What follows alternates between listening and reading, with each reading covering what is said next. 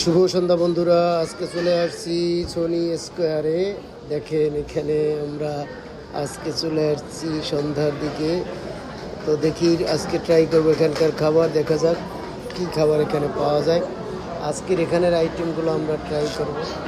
তো দেখতেছি, ঘুরে ঘুরে দেখতেছি এখানকার খাবার। সুন্দর করে সাজাইছে এই শপিং মলটা।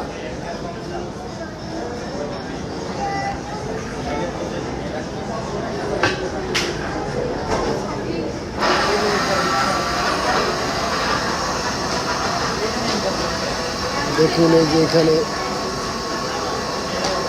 যে এই যে সনি স্কোয়ার,